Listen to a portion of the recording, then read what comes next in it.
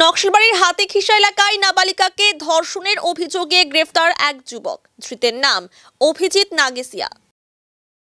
New life fertility centre আধুনিক চিকিৎসা ও বিশেষজ্ঞদের সহায়তায় আপনার স্বপ্ন পূরণ করতে প্রস্তুত। নতুন জীবনের স্বপ্ন সত্যি করতে আজই যোগাযোগ করুন। নতুন জীবনের সূচনা এখানেই। Cancer isn't the end. With the right care, it can be the start of a new beginning.